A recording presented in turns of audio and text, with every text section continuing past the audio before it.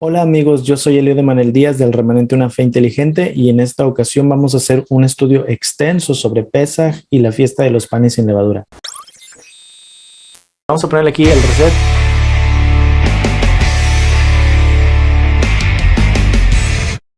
Antes de comenzar, quisiera tomar un momento para dar dos anuncios que me parecen muy necesarios que usted sepa. El primero es que tenemos un canal nuevo aquí en YouTube, un canal de alabanzas, canal oficial de alabanzas que se llama Eliud Emanuel Díaz. Ese canal lo creamos con el propósito de poner allí toda nuestra discografía ordenada, todas las alabanzas que hemos grabado a lo largo de los años, y también allí vamos a estar subiendo las nuevas canciones que estamos haciendo, conciertos, videos que hemos tenido a lo largo de los años que no les hemos mostrado aquí en el Remanente, y algunos que sí están aquí en el Remanente también los pondremos por allá. Entonces mi petición para usted es que si le han bendecido las canciones a lo largo del tiempo que nos ha estado siguiendo, tómese un segundito, entre al vínculo que le dejamos aquí en la descripción del video y en el primer comentario y suscríbase a nuestro canal. Ese canal, al igual que este, está verificado, nada más que la verificación de aquel canal es una notita musical, una corchea, a diferencia de este que tiene una palomita. Así es que si usted busca nuestras alabanzas, vaya a aquel canal, suscríbase y escúcheles desde allá, nos ayudaría bastante. También un aliciente para usted es el hecho de que vamos a estar celebrando el Moadim de Pesaj con una noche de adoración al Eterno en ese canal justamente. Así es que suscríbase y active la campanita de notificaciones de aquel canal para que no se vaya a perder el momento en el cual estemos juntos celebrando el Moadim de Pesaj.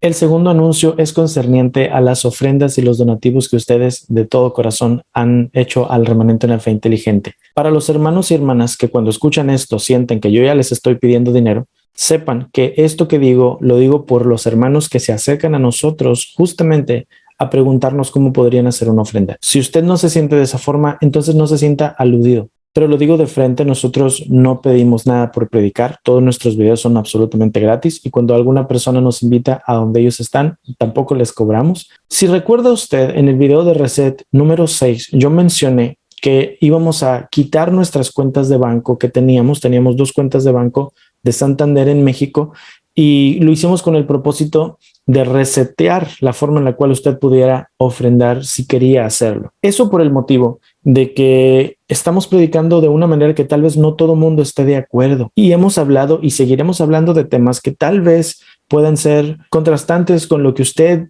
puede sentir y no queremos que usted, si desea ofrendar, lo haga en ignorancia. Así es que pusimos en ese video y de ahí en adelante una cuenta nueva que le voy a dejar aquí en la pantalla y en la descripción del video y en el primer comentario de Santander en México para que usted, si desea dar un donativo, lo haga a sabiendas de que estamos en el mismo canal usted y nosotros. Para quienes me han preguntado, estando en México, ¿cómo pueden dar un donativo? Aquí está la información. Sin embargo, la razón por la cual específicamente le menciono todo esto, que de otra forma no lo haría aquí al principio del video, es que en los últimos 10 días, me parece, hubo un problema con la forma en la cual podían los hermanos del extranjero dar un donativo a través de PayPal. Quiero decirles que eso ya se arregló. Si usted quiso dar un donativo en las últimas semanas y no pudo porque le mandaban allí de que ya no podíamos recibir nada, yo no me había dado cuenta. Me di cuenta recientemente y traté de arreglar todo eso. Esta es la primera vez que lo explico. Si usted está viendo este video años en el futuro, estamos en el 2022, posiblemente está funcionando el PayPal, pero si usted lo está viendo en cuanto se estrenó y había querido donar a través de PayPal, ya debe poderse.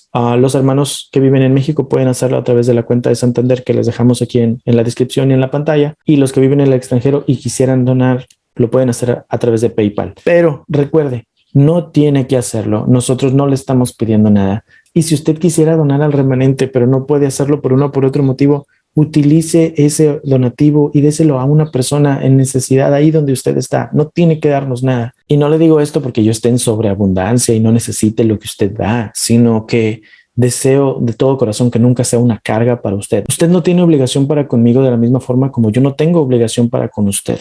Los mensajes que damos, las alabanzas que cantamos, todas las damos de voluntad propia para honrar al Eterno y para ser de edificación para usted.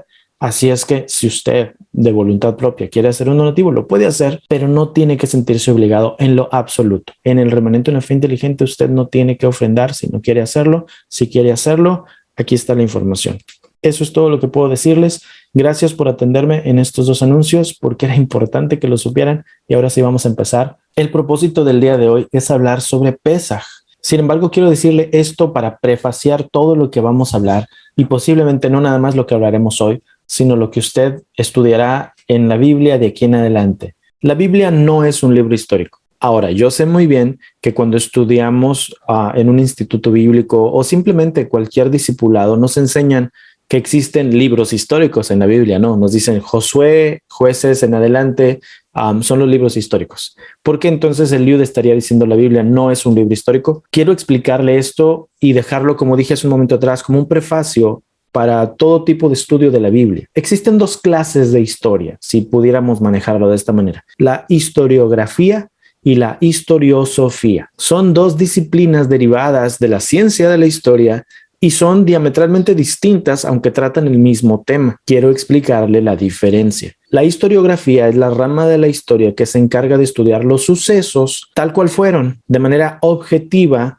sin agregar opinión propia. Y la historiosofía es la rama de la historia que se encarga de estudiar los sucesos desde la perspectiva de una persona o de un país o de una religión. Para dejarle más clara la diferencia, le voy a dar un ejemplo, obviamente. Pensemos en el día 11 de septiembre del año 2001 en Nueva York, Estados Unidos. Esa fecha todos la conocemos y la gran mayoría de nosotros sabemos exactamente de qué se está hablando. Si yo le menciono a usted, el martes 11 de septiembre del año 2001 en la ciudad de Nueva York, un avión de pasajeros chocó contra una de las Torres Gemelas en Manhattan y unos minutos después un segundo avión chocó contra la siguiente torre. Con el paso de los días se fue haciendo un recuento del número de muertos en los aviones, más los que murieron en las torres, que se contó arriba de los miles de personas. Fue una gran tragedia para el pueblo de los Estados Unidos y dio pauta a la llamada guerra contra el terrorismo, que dio inicio a la guerra en Afganistán y luego a la guerra en Irak hasta el día de hoy. Yo le acabo de contar en grosso modo lo que es el ataque de las Torres Gemelas. La forma en la cual le acabo de explicar las cosas, tratando de ser lo más objetivo posible, sin decirle mi punto de vista, sería la manera en la cual se explica un evento de manera historiográfica. Pero expliquemos este mismo evento desde la manera historiosófica. El martes 11 de septiembre del año 2001 hubo una gran catástrofe en la historia de los Estados Unidos, donde Satanás movió el corazón de unos hombres que están en una religión falsa llamada Islam para subirse a unos aviones, tomarlos por la fuerza y acabar con la vida de más de 200 o 300 almas en cada avión.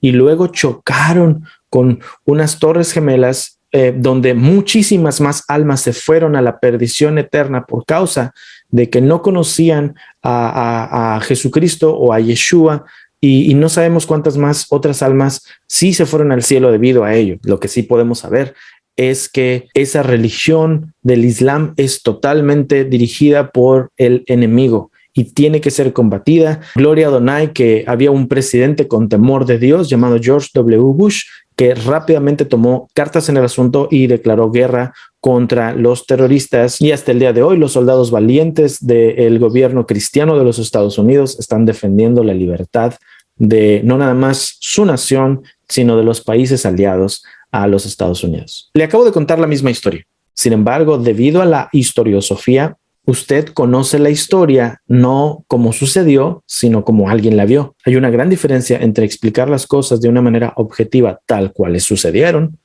y como tú las percibiste. Por eso le digo a usted que la Biblia no es un libro histórico, por causa de que nosotros equivocamos el concepto de historia. La historia, como nosotros la conocemos, es el estudio de los sucesos del pasado, pero tiene ramas, como le dije hace un momento atrás. Nosotros creemos que al decir la Biblia es histórica, estamos pensando que es historiográfica, pero la Biblia no es historiográfica, la Biblia es historiosófica. La Biblia no te trata de explicar de manera objetiva los sucesos del pasado. La Biblia lo que trata de hacer es explicarte los sucesos del pasado desde la perspectiva del pueblo de Israel. Y nosotros, al no entender esa diferencia, estamos de principio leyendo mal la Biblia. Por ejemplo, cuando en la Biblia dice que un rey duró 30 años gobernando porque era temeroso de Adonai y Adonai estaba con él, ahí ya te está mostrando historiosofía. El autor te está diciendo lo que él cree que es el motivo de por qué ese rey duró 30 años. Porque luego te menciona, este otro solo duró 2 años porque hizo lo malo ante los ojos de Adonai y Adonai lo mató. ¿Cómo lo sabes? Solo lo sabes en perspectiva. Mucha de la profecía bíblica se entiende solamente en perspectiva.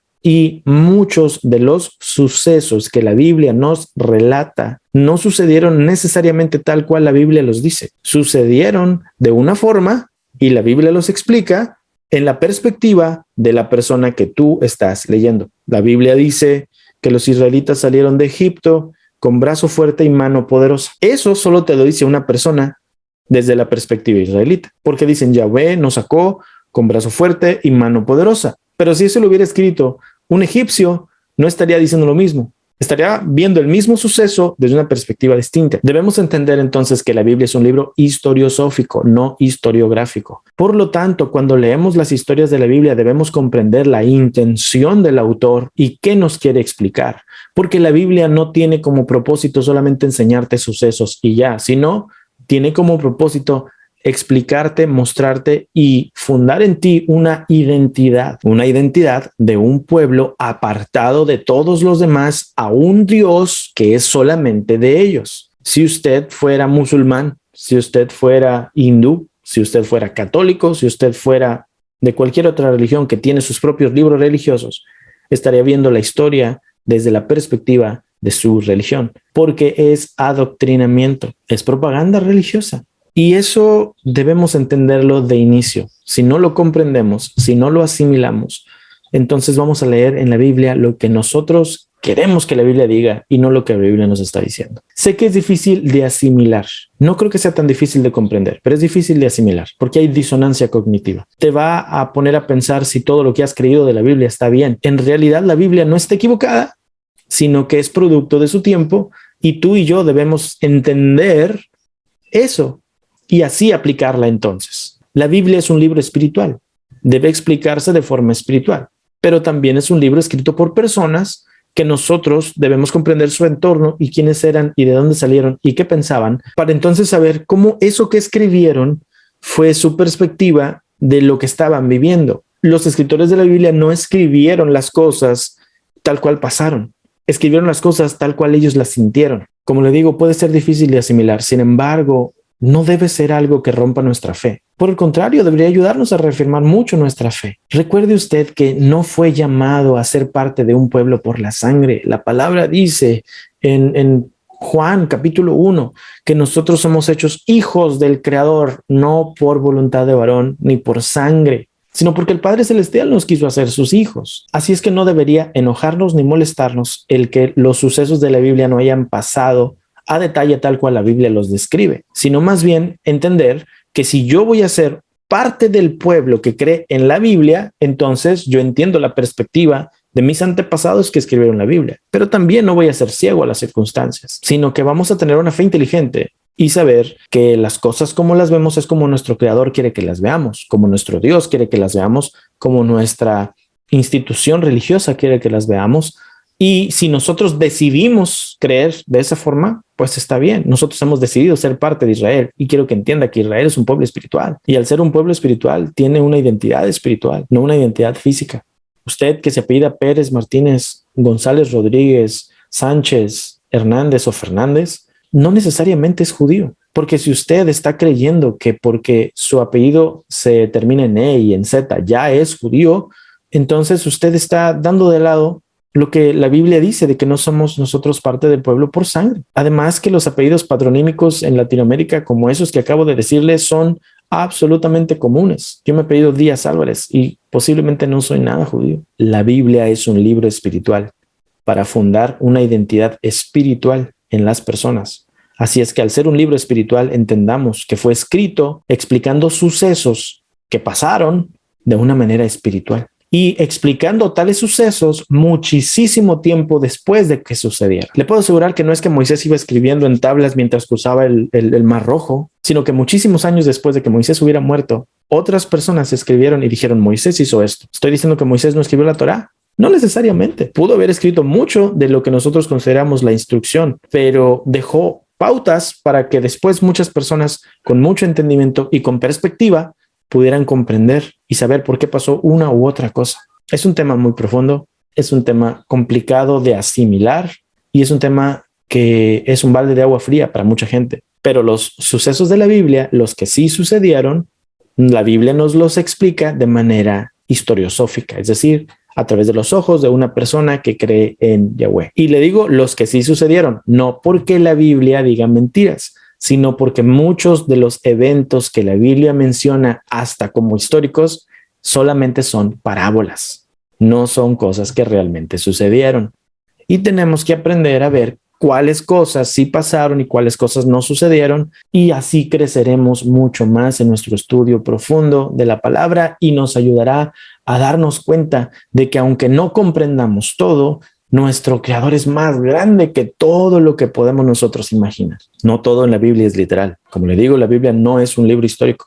La Biblia es un libro espiritual, escrito por personas que querían que usted tuviera una identidad espiritual, crear en usted la imagen de una persona específica. Y para ello se valieron de todo su entorno. No te estaban tratando de engañar, es simplemente la manera en la cual ellos se conducían, era la forma en la cual ellos como pueblo, originalmente los que escribieron y los que lo leyeron originalmente, era como entendían su mundo. Las historias de la Biblia no están hechas para engañarte, están hechas para ilustrarte y hacerte nutrir espiritualmente. Pero tú que vives en el año 2022 o en el año que vivas de aquí en adelante, tienes que entender que no puedes tener una fe de niños, tienes que tener una fe inteligente. Y con ello en mente, saber que cuando lees la Biblia, puedes creer en ella, puedes dejarla moldear tu carácter, puedes dejarla fundar tu vida espiritual. Puedes hacerlo sin ningún problema, no es nada malo. Yo lo hago, yo te voy a explicar muchas de las cosas que la Biblia dice y las vamos a tratar de poner en práctica, pero también tienes que entender que no todo eso es literal. Y por no ser literal, es decir, que textual tal cual creemos que sucedió, por no ser literal no significa que es falso, sino que simplemente es lo que es. Nadie trató de engañarte. Por favor, aprende esto. Si no lo puedes asimilar, si no lo puedes creer, si no lo puedes concebir, entonces, por favor, no sigas viendo este video, porque te voy a explicar lo que la Biblia dice realmente. Y tal vez vas a decir, pues no me empezaste diciendo que nada de eso era real, porque ahora me quieres explicar lo que la Biblia dice, pues mejor ni creo en ello. Y entonces, si tienes esa perspectiva, vas a estar equivocando absolutamente lo que desde un principio te he querido decir. El hecho de que la Biblia no sea historiográfica, sino más bien historiosófica, no le quita valor en lo absoluto. El único que le restará valor a la Biblia serás tú al no querer asimilar que el hecho de que no sea historiográfica no la hace falsa. Al contrario, funda tu vida. Pero claro, si tu fe está basada en que tiene que tener a detalle cada verdad de las cosas, pues entonces, amado hermano, se te va a reventar tu burbuja. Y no puedo hacer mucho por ti.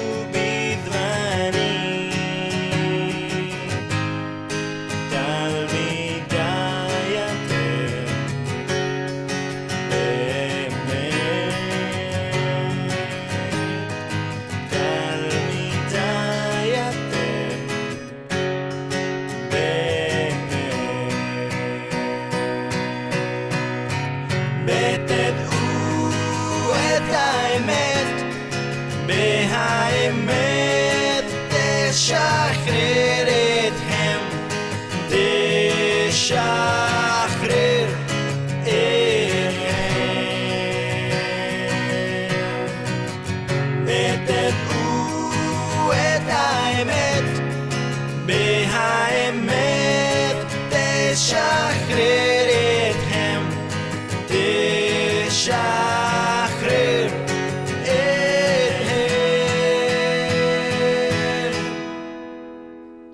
Si permaneces en mi palabra, si permaneces en mi palabra, mi discípulo realmente serás. Mi discípulo realmente serás. Y conocerás la verdad, y la verdad libre te hará, libre te hará. Y conocerás la verdad, y la verdad libre te hará, libre te hará. Vete tú, את האמת, והאמת תשחרר אתכם, תשחרר אתכם.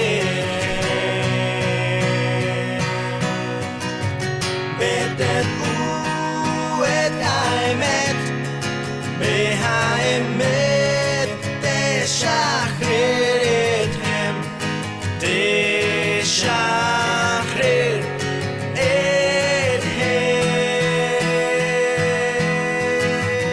האמת תשחרר אתכם. האמת תשחרר אתכם. האמת תשחרר אתכם. Pesaj es una celebración donde nosotros recordamos la salida del pueblo de Israel de Egipto con brazo fuerte y mano poderosa de parte de nuestro Creador, y llevándolos por el Mar Rojo hasta cruzar hacia el desierto y luego rumbo a la tierra prometida. Es la conmemoración de la última de las plagas donde el Creador mandó al ángel de la muerte que destruyó a todos los primogénitos de Egipto en momentos de oscuridad y libró a su pueblo por causa que pasó de largo cuando miraba sangre en los dinteles de las puertas de sus casas, sangre de cordero. Y nosotros que creemos en el Mesías Yeshua, tenemos también una confirmación espiritual de que Yeshua vino justamente en el día de Pesaj a entregar su vida en el madero, a morir y luego a resucitar en el tercer día, justamente a la celebración del Día de los Primeros Frutos. Creemos en ello, lo predicamos y lo vivimos diariamente. Absolutamente sí. Eso es Pesaj. Podría terminar el video aquí, claro, no lo voy a hacer. Quiero explicarle con la Biblia por qué le digo justamente esto. Esta es mi fe y es posiblemente la fe de usted también. De hecho, es tanto nuestra fe todo esto que tenemos diferencias respecto de cuándo celebrar el Pesaj, porque decimos tiene que ser este día y otros dicen tiene que ser esto otro, y discutimos, lo cual habla en cierta forma bien de nosotros al esmerarnos tanto en querer ser específicos y honrar al Padre tal cual Él desea ser honrado.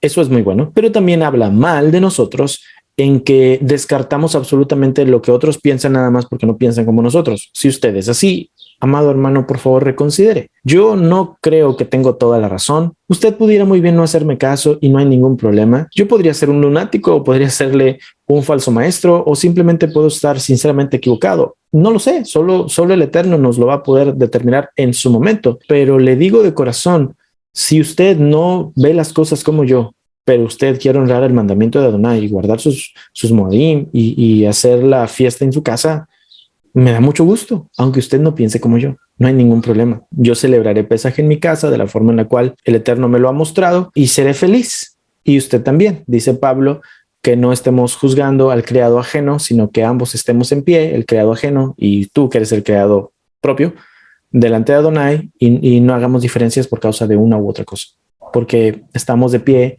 o estamos sentados por causa de lo que el Eterno nos ha mostrado a cada quien. Considerando que la historiografía y la historiosofía son dos ciencias distintas derivadas de la historia en general y que la Biblia es historiosófica, quiero explicarle que la historiografía nos dice que Pesaj no inició en la Biblia y Pesaj no inició en Egipto. Pesaj lo iniciaron en el Pashajú, los beduinos en la tierra de Canaán, o lo que hoy llamamos Israel. Y hasta el día de hoy lo siguen celebrando, y ellos son los que originalmente ya hacían lo de poner la sangre en los dinteles de sus puertas, aunque bueno, no tienen puertas porque viven en tiendas, y comen el pan sin levadura. Y cada vez que llegaba la primavera, ellos estaban celebrando, o hasta el día de hoy lo hacen, el inicio de la primavera. Son fiestas agrícolas en realidad. La mayoría de las fiestas de la Biblia son fiestas agrícolas. Y ese ritual del Pashajú, los israelitas lo adaptaron y lo consideraron como importante para ellos con referencia a Adonai. Entonces el día de hoy no me voy a enfocar de la manera historiográfica porque jamás terminaríamos. Y a fin de cuentas la historiografía no funda tu fe porque no habla de algo espiritual. La historiografía te dice sucedió esto de esta forma y se acabó. La historiosofía, sin embargo, se toma el tiempo de ver en perspectiva las cosas y ver la mano de Adonai en ello. Así es que vamos a hablar de forma historiosófica, y el hecho de que hablemos de forma historiosófica no debe quitarnos a nosotros valor, porque le digo, la Biblia es historiosófica. El propósito de la Biblia es fundar en ti algo, es mostrarte los hechos a la luz del poder de Adonai en tales hechos y lo que quiere hacer en tu vida. Así es que si usted está esperando que yo venga y le descubra el hilo negro de muchas cosas, hoy no es el día. Pero si usted no sabe nada de dónde salió el Pesaj en la Biblia y qué es lo que la Biblia dice de cómo celebrarlo, que a fin de cuentas es lo que queremos hacer, entonces quédese porque va a aprender bastante. Pero, como le dije, había necesidad de prefaciar todo esto con lo que acabo de mencionar atrás. Pesaj, la Pascua bíblica. La palabra Pesaj significa pasar de largo. Éxodo 12:27 dice, es un sacrificio del Pesaj de Adonai, el cual pasó de largo las casas de los hijos de Israel cuando hirió a los egipcios. Levítico 23:5 dice, en el mes primero, a los 14 días del mes, entre las 2 tardes, Pascua será para Yahweh. Muy importante que comprenda esta parte, porque la frase entre las 2 tardes, que es el Strong 6153, significa Erev y significa la palabra crepúsculo, anochecer, caer la noche, caer la tarde, caída de la tarde, hora de la tarde, y significa nocturno. Para los israelitas, la frase entre las 2 tardes era un punto específico entre la primera tarde, que eran las 12 de mediodía, y la segunda tarde, que eran las 6 de la tarde. Por lo tanto, se puede especular en cierta forma en que la frase entre las 2 tardes se refiere más o menos como a las 3. Luego, ¿cómo se celebra? Éxodo 12:8 dice, y aquella noche comerán la carne asada al fuego y panes sin levadura, con hierbas amargas lo comerán y lo comerán así, ceñidos sus lomos, su calzado en sus pies y su bordón en su mano, y lo comerán apresuradamente, es la Pascua de Yahweh. Y este día les va a ser memoria y lo celebrarán como fiesta solemne para Yahweh durante sus generaciones, por estatuto perpetuo lo celebrarán. Por lo tanto, con esta información ya podemos saber que Pesaj es un Moedim o un tiempo establecido, un evento establecido por el Eterno para celebrar un sacrificio a las 3 de la tarde del día 14 del mes primero y una cena con lo que se sacrificó al inicio del 15, es decir, cuando va y cayendo el sol justamente al anochecer, dando inicio también, bueno, no me voy a adelantar, pero a la fiesta de los panes sin levadura. Y conmemora el castigo de Yahweh hacia los egipcios cuando libró a su pueblo Israel. Y en relación a la fiesta de los panes sin levadura, debe usted saber que Pesaj y Hamatzot o panes sin levadura son 2 Moedim que van juntos y que muchas veces la Biblia los menciona de manera indistinta, como si fueran la misma cosa. Debe también usted entender que la Biblia no dice tendrás 7 fiestas. La Biblia dice estas son las fiestas. Nosotros hemos entendido el número 7 como algo muy importante, pero aún al día de hoy hay cierto tipo de diferencias en respecto de cuáles son realmente las 7 fiestas que se celebran como parte del pueblo de Israel. Su servidor, por ejemplo, dice que nada más son 3 fiestas, pero eso no quiere decir que son solamente 3 Moedim. Moedim es los tiempos establecidos de Adonai. Yo por eso les llamo eventos o sucesos. No todos son fiestas, solamente 3. La Biblia me dice a mí que está la fiesta de los panes sin levadura, la fiesta de las semanas, que es la fiesta de Shavuot, y la fiesta de las enramadas o la fiesta de Sukkot, la fiesta de los tabernáculos.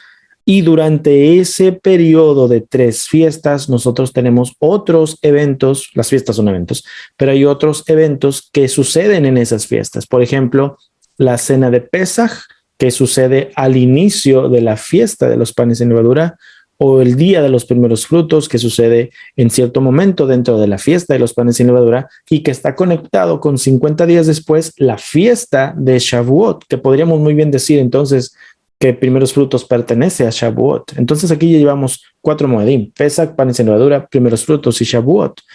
Y luego vienen los del otoño, esos son primavera, y en otoño vemos que está el día de Yom Teruah, el día de las trompetas, y luego viene 10 días después, conectado con Yom Teruah, el día de Yom Kippur, el día de la expiación, y luego después de eso, 5 días después, el día 15 del séptimo mes, viene la fiesta de los tabernáculos, la fiesta de Sukkot.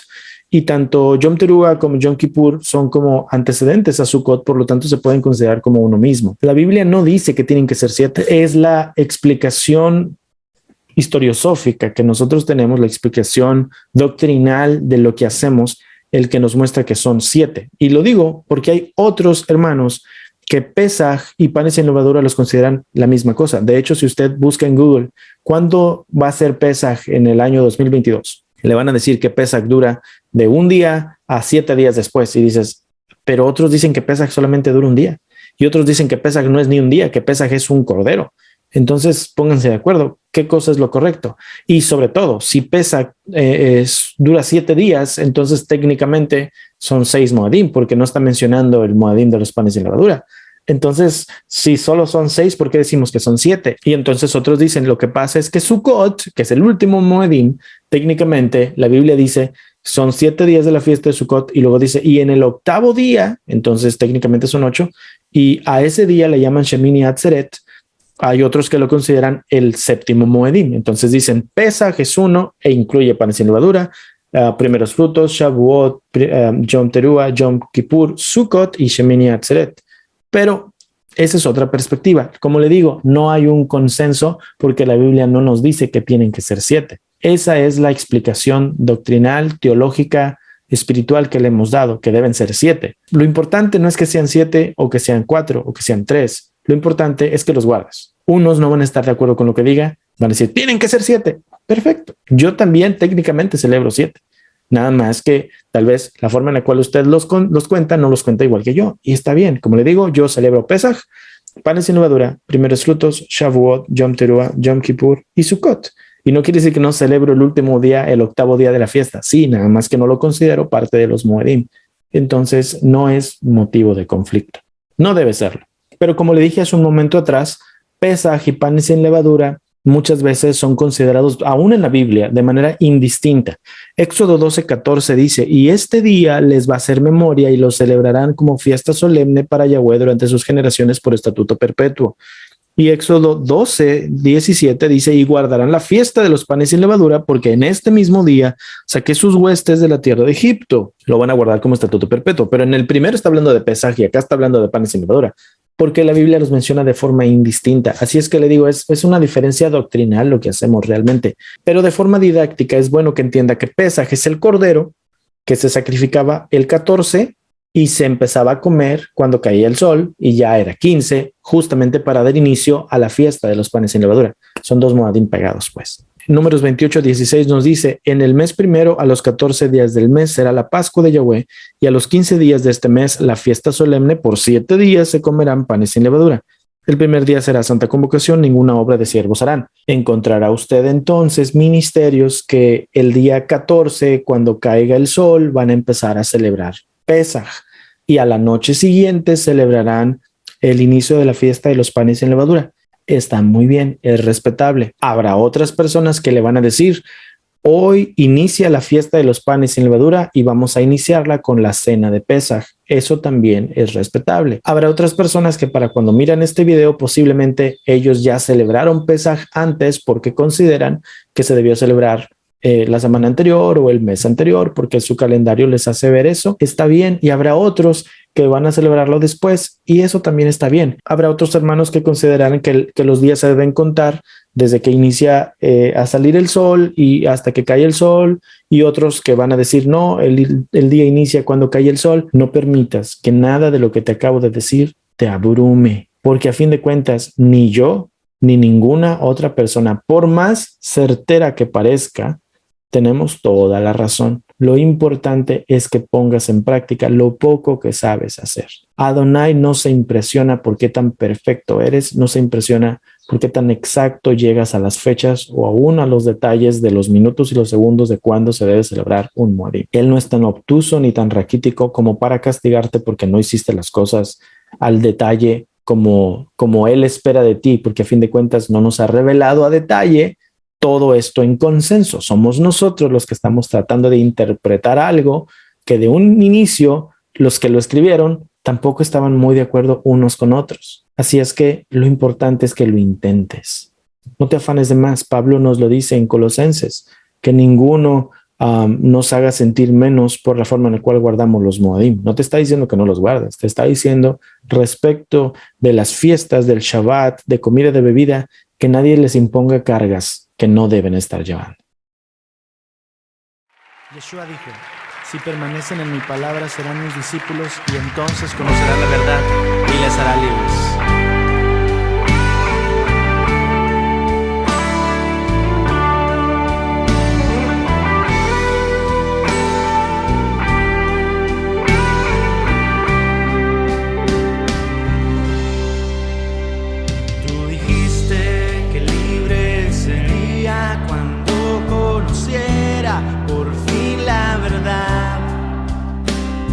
Confieso que no comprendía en lo absoluto de esa libertad, pues siempre miraba la paja en el ojo de los demás y al mío una viga lo hacía cegar. Y hoy conozco que eres la verdad, camino y vida, eres libertad. Y hoy conozco que eres la Torah,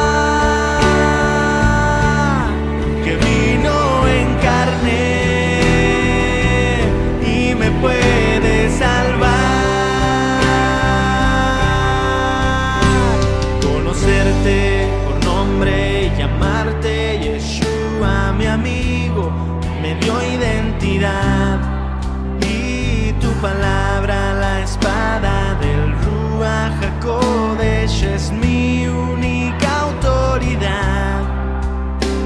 Sentires y opiniones los cambio por tu voluntad. Pagaste mi precio y soy libre en verdad. Y hoy conozco que eres la verdad,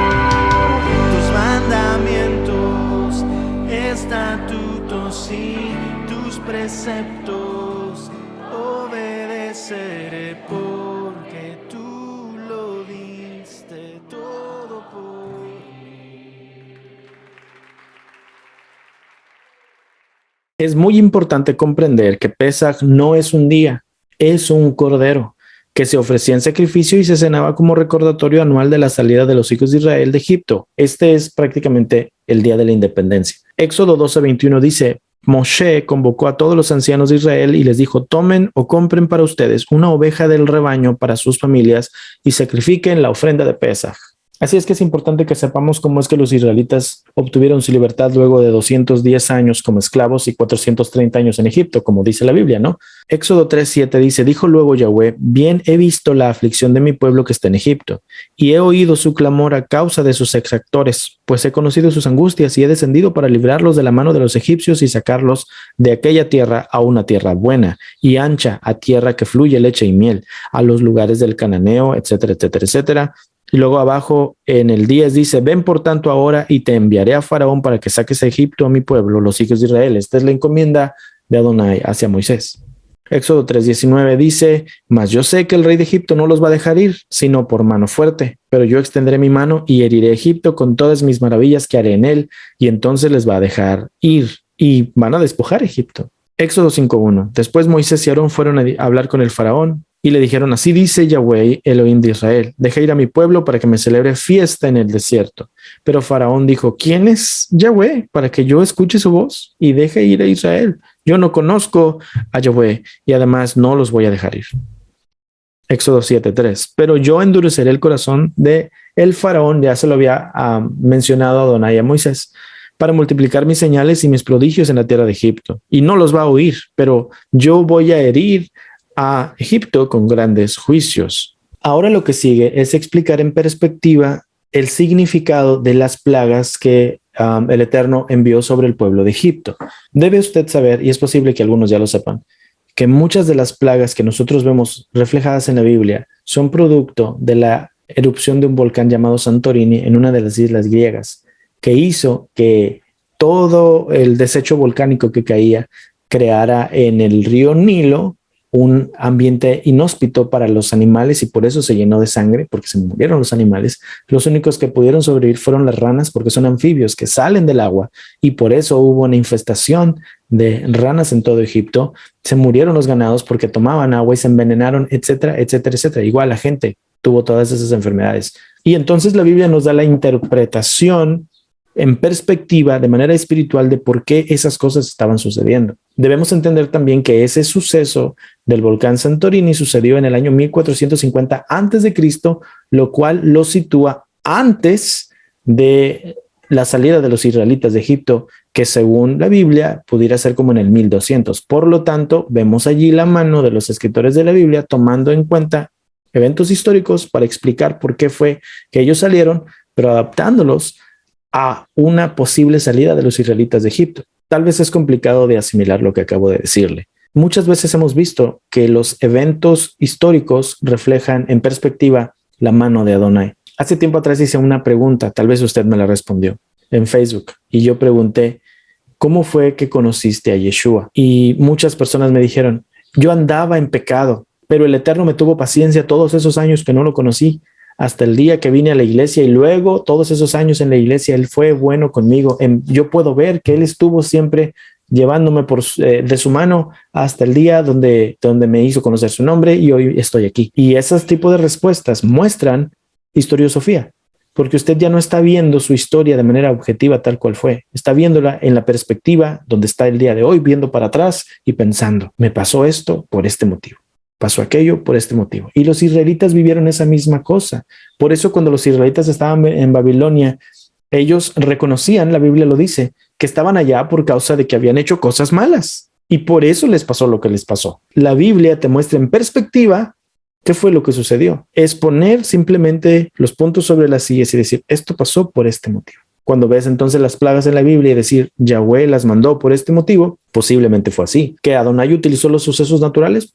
Posiblemente sí, pero de que sucedieron en la fecha que dicen que sucedieron, bueno, eso ya es cuestión de estudiar historiográficamente las cosas y ver si la cronología que la Biblia me menciona se adapta a ello. Y si no, es posible que tuvo una especie de adaptación con el propósito espiritual de explicarme algo que transformará mi fe. No me está mintiendo, la Biblia no miente. La Biblia simplemente está tratando de fundar tu fe. pero no pongas en la Biblia tu creencia científica de las cosas y la creencia palpable histórica de las cosas, porque son dos realidades totalmente distintas. Pero no convierte a la Biblia en mentirosa ni a tu fe en digna de burla.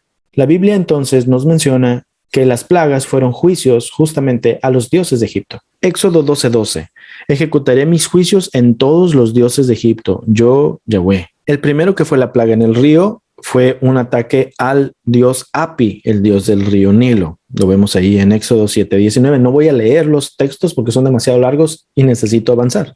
La segunda plaga de las ranas fue un ataque a Heket, diosa rana. La plaga de los piojos fue un ataque a Sebek y a Heb, dioses de la tierra. La plaga de las moscas fue un ataque a Wachit, dios de las moscas. La plaga de la muerte del ganado fue un ataque a Hathor, diosa madre, y a Ptah, dios creador. La plaga de las úlceras fue un ataque a Imhotep, el dios de la medicina. La plaga del granizo fue un ataque a Set, el dios de las tormentas, y a Nut, la diosa del cielo. La plaga de las langostas fue un ataque a Isis, la diosa de las cosechas. La plaga de la oscuridad fue un ataque a Amon-Ra, el dios del sol, y a Thoth, el dios de la luna. Y la plaga de la muerte de los primogénitos fue un ataque a Horus, el dios del faraón, y a Osiris, que era el dios de la resurrección. Es importante saber que en la antigüedad, cuando un pueblo peleaba contra otro pueblo, no nada más ellos estaban peleando, pero sus dioses también. La Biblia nos lo muestra muchas veces cuando los israelitas iban a ir a la guerra con Josué, por ejemplo, que Adonai iba delante de ellos y que si Adonai no iba, ellos no iban. Porque por eso es que se le considera como Yahweh de los ejércitos, ¿no? Porque era el Dios de la guerra de ellos. Era la forma en la cual ellos sabían que tendrían una victoria garantizada porque su Dios iba con ellos. Por lo tanto, muchos de los israelitas o de la casa de Judá, cuando se fueron a Babilonia, por ejemplo, ellos pensaron, no, pues ya Yahweh nos abandonó y es débil. Por eso es que terminaron creyendo en otros dioses, aún estando en Babilonia, y otros dijeron, no, nos mandó a Babilonia por causa de que nos está castigando por todo lo que hicimos antes, y usted lo puede ver en el video de identidad, explicamos por qué la casa de Judá se fue a Babilonia, pero debe saber que hubo gente de los judíos que no creyeron ya en Yahweh tras irse a Babilonia, y lo vemos reflejado en la Biblia, en el libro de Esther. Una realidad del libro de Esther es que Esther es el nombre de Istar, y Mardoqueo es Marduk. Y esas son realidades que solamente una persona que se tapa los ojos no las quiere ver en la Biblia. El hecho de que el libro de Esther fue escrito con el propósito de honrar a esos dioses es cierto, porque no todas las perspectivas de la Biblia son de personas del mismo punto de vista. Había personas con diferentes ideologías y los que regresaron de Babilonia, no todo el mundo estaba de acuerdo con adorar a Yahweh. Algunos sí, algunos otros no. Tanto podemos ver que hay una gran influencia de pueblos extranjeros con doctrinas extranjeras en los israelitas que volvieron de Babilonia, que el gobernante que los trajo se llamaba Zorobabel, que venía de Zoroastro y de Babilonia. Y aquí en el libro de Éxodo podemos notar cada plaga mostrándonos el poder de Yahweh mucho más grande y mucho más suficiente, siendo solamente uno contra todos los dioses egipcios. Las plagas de Egipto entonces caen en tres categorías distintas. Número 1, las que prueban la existencia del Elohim de Israel. Número 2, las que hacen diferencia entre los israelitas y los egipcios. Y número 3, las que demuestran la soberanía de Yahvé. Número 1, las que prueban la existencia de Elohim. Por ejemplo, la sangre, las ranas y los piojos. Éxodo 7:17 dice, así dice Yahweh, por esto sabrás que yo soy Yahweh. Y luego en el 8:18 dice que los magos trataron con sus artes secretas de producir piojos, pero no pudieron. Y había piojos en la gente y animales, y entonces los magos le dijeron al faraón, este es el dedo de Elohim. ¿Por qué? Porque el faraón había dicho, yo no conozco a ese Yahvé que ustedes me vienen a decir que quiere que lo saque a la fiesta. Entonces, las primeras plagas fueron para decirle, bueno, este es el que nos está ordenando que salgamos de Egipto. Número 2, las que hacen diferencia entre los israelitas y los egipcios, porque las primeras tres fueron generales, todo mundo las vivió. Pero luego acá nos muestra que las moscas, la peste en el ganado y las úlceras, en Éxodo 8:22, solamente le pasaron a los egipcios. Dice, pero esta vez haré una excepción con la región de Gosén, donde viví mi pueblo. Allí no habrá moscas. Entonces sabrás que yo soy Adonai y que estoy presente incluso en el corazón de tu tierra. Haré una clara distinción entre mi pueblo y tu pueblo. Y número 3, las que demuestran la soberanía de Yahweh. El granizo, las langostas, las tinieblas y la muerte de los primogénitos. ¿Qué es? El Dios más grande que todos los demás y que hace lo que quiere. Éxodo 9:14. Porque esta vez enviaré todas mis plagas sobre ti, sobre tus siervos y sobre tu pueblo, para que sepas que no hay otro como yo en toda la tierra. Porque si yo hubiera extendido mi mano y te hubiera herido a ti y a tu pueblo con pestilencia, ya habría sido cortado de la tierra. Pero en verdad, por esta razón te permití permanecer, para mostrarte mi poder y para proclamar mi nombre por toda la tierra. Y todavía te enalteces contra mi pueblo, no dejándolos ir. Aquí le muestra a Adonai que él pudo haberlo hecho trizas, pero decidió no hacerlo. ¿Por qué? Porque tiene el poder para dar vida o para quitarla también. Otro paréntesis que quiero decirle a usted es que la Biblia muchas veces le muestra que no existe nada más un solo Dios. Ahora, espere, no le estoy diciendo a usted que usted debe adorar a muchos. No, le estoy diciendo que la Biblia dice que hay muchos dioses, pero que hay uno que es más grande que todos y es al Dios que los israelitas adoran. Eso es lo que dice la Biblia. Pero la Biblia también te muestra una evolución del pensamiento de los israelitas respecto a eso, porque los israelitas entendían que había muchos dioses. Lo ves en los libros de los Salmos. Dios está en la congregación de los dioses. En Deuteronomio 32 dice que el Elohim Altísimo dividió la tierra entre sus hijos y se refería a los dioses. Entonces la Biblia no está negada ante esa idea, y a ese reconocimiento de haber varios dioses pero adorar solamente a uno se le llama monolatría. Y los israelitas eran monolátricos por mucho tiempo antes del exilio. Cuando regresaron del exilio, unos dijeron ya no quiero saber nada de Yahvé, pero otros dijeron no, solo existe uno y se acabó. Y entonces es donde viene el verdadero monoteísmo, donde no existe ningún otro tipo de Dios a los oídos de esa persona que dice ser monoteísta. Si usted dice yo soy monoteísta, entonces usted no debería admitir en su mente ni en su corazón la idea de la existencia de ningún otro ser espiritual que no fuera su Dios. Y eso incluye a Satanás. Lo que quiere decir que posiblemente no somos monoteístas, más bien somos monolátricos. Si usted cree que existe Dios, Yahvé, pero también cree que existe el enemigo, Satanás, técnicamente usted no es monoteísta, usted es monolátrico.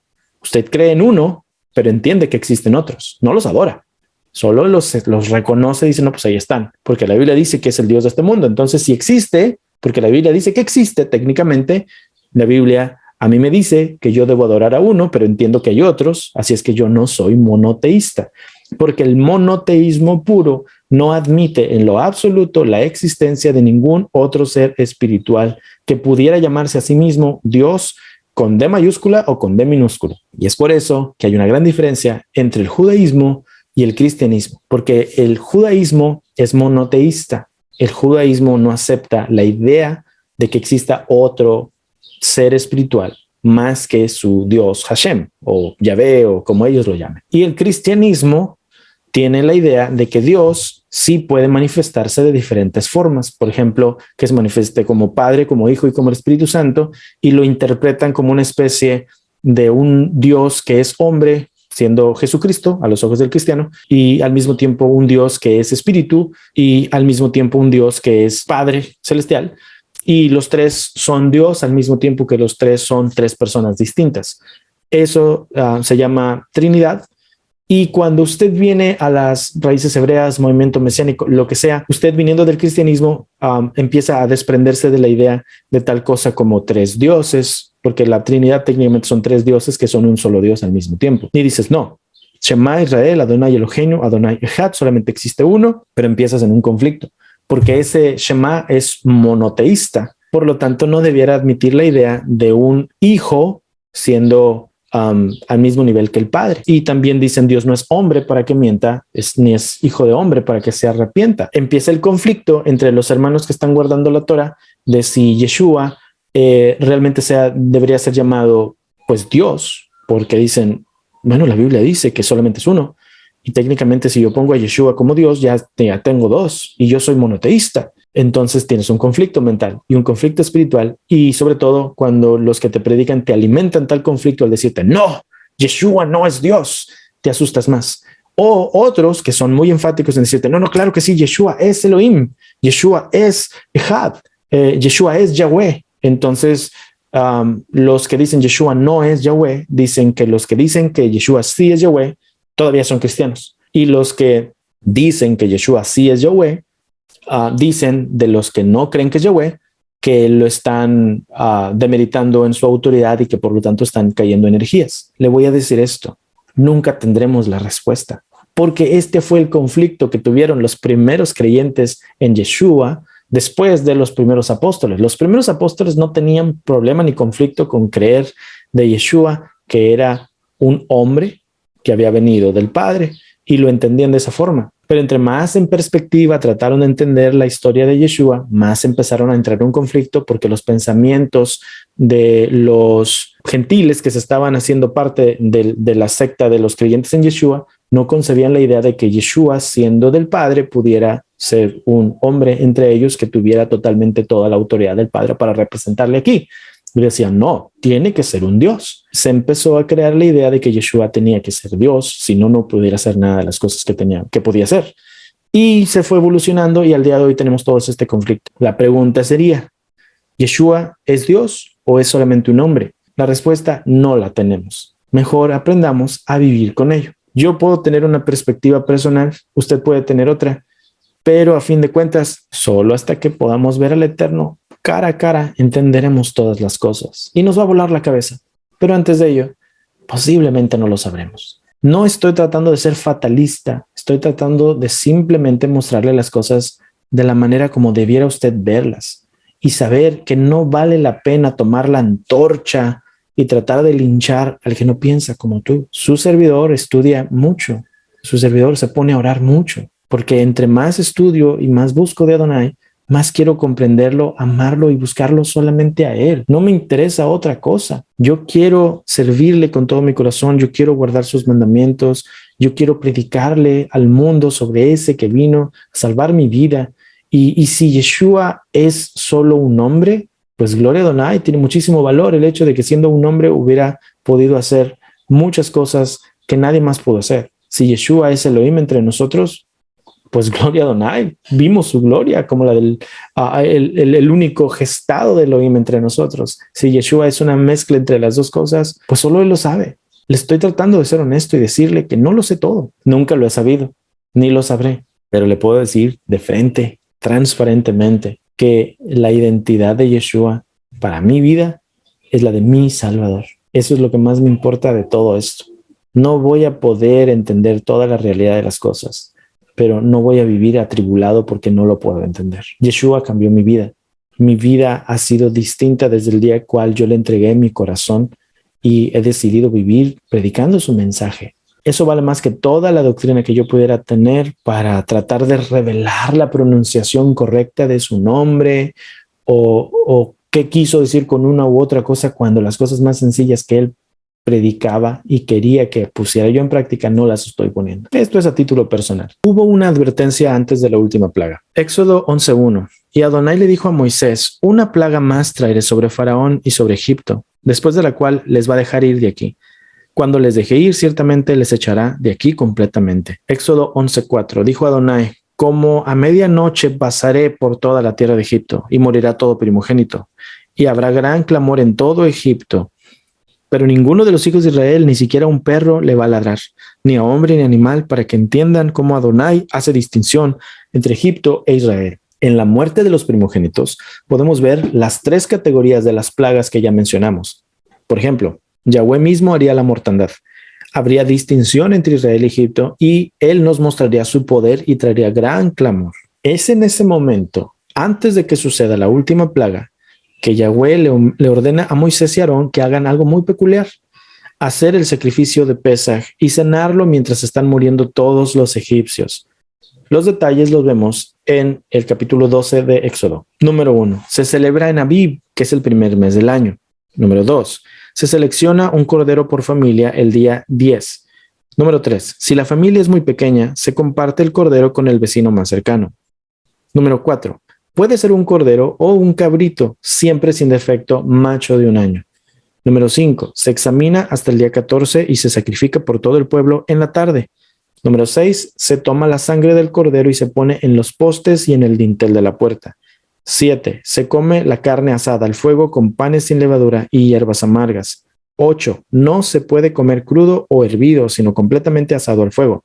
9. Deben comerlo con la ropa lista para salir. 10.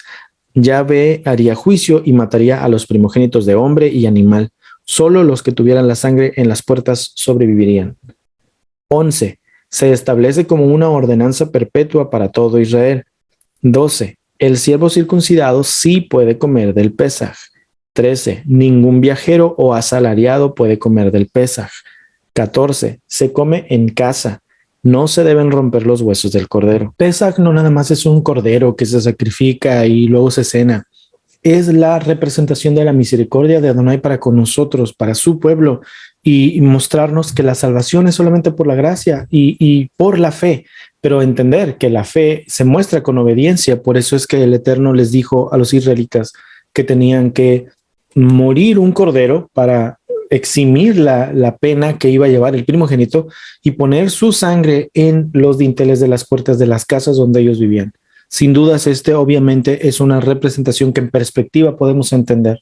Es el sacrificio de Yeshua para poder mostrarnos la salvación a todos los que por fe la recibimos, por gracia la recibimos, por misericordia la recibimos, pero que también vivimos en ella con la obediencia que se exige de nosotros desde el día que se ha mostrado la misericordia. Todos somos pecadores, todos merecemos la destrucción, pero el Eterno proveyó sacrificio para que nosotros no tuviéramos que vivir en condenación, sino que rociando su sangre en nosotros nos lavó del pecado en el cual estábamos.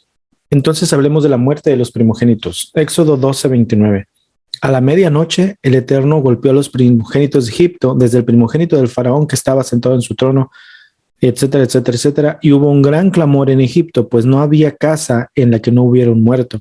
Y llamó entonces a Moisés y a Aarón de noche y les dijo: levántense y váyanse de mi pueblo. También ustedes, también los hijos de Israel, y sirvan a su Creador como le han hablado. Tomen hasta sus ovejas y sus vacunos como han hablado y váyanse y bendíganme a mí también. Al decir a la medianoche nos da razón de por qué comemos el Pesaj cuando el 14 se convierte en 15, justamente en la medianoche. Ya es de noche, ya no es 14, ya es 15. Se come el 15 después de haberse sacrificado el 14.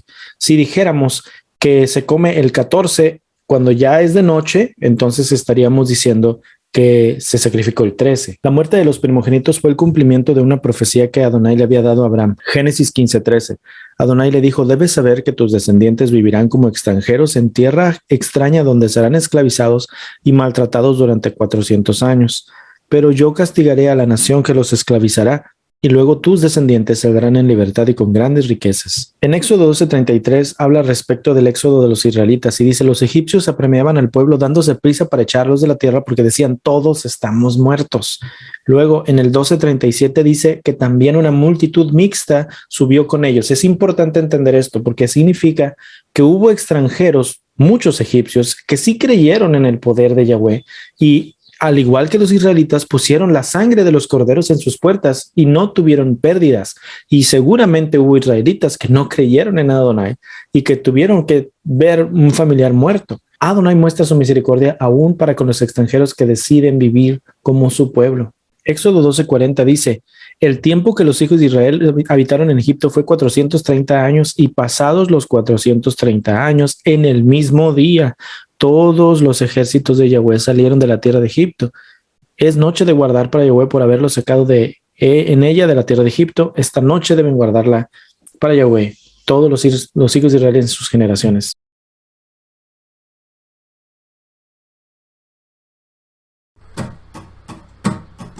Sombras oscurecieron el sol, juicio ejecutado llegó. Eran las 3 de la tarde y la noche anunciaba la muerte del pecador. Y sin embargo los cielos pagaron rescate por nuestro error. Vino a traer luz a Israel, santo, puro y sin mancha es él.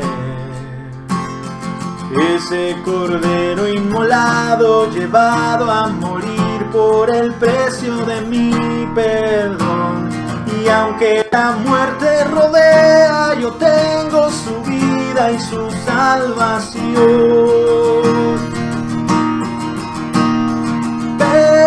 Pesajes, salvación por fe, sangre en el dintel de mi corazón. Viviré y no moriré por obedecer a su instrucción. Carne y sangre el Cordero nos da, vida eterna, gozo y Torah. Porque su carne es el pan de la vida y su sangre es el vino Brit Hadashah. Ya no nos llama sus siervos, pues somos amigos hasta el final. Pesajes, salvación por fe, sangre en el dintel de mi corazón. Viviré y no moriré por obedecer a su instrucción. Con el poder de su mano y mostrando su fuerza, sacó a su pueblo de la prisión. Les abrió en mar seco y su gloria los guió al Sinaí para darles su instrucción. De la misma manera, Yeshua, nuestro Pesach, nos libra de muerte y condenación para vivir honrando sus santas palabras en lo más profundo del corazón.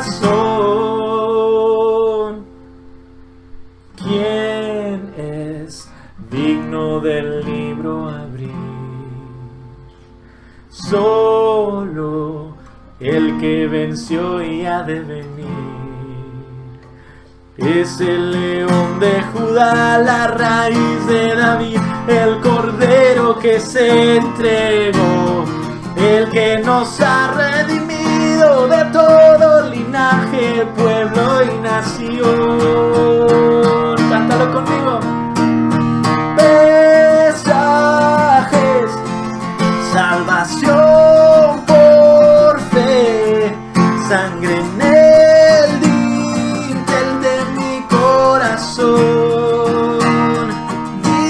Viviré y no moriré por obedecer a su instrucción. Pesajes, salvación por fe, sangre en el dintel de mi corazón. Ahora vamos a estudiar algunas regulaciones que la Biblia dice respecto de la celebración del Pesaj. Como le dije hace un ratito atrás, la Biblia menciona la evolución teológica del pueblo de Israel.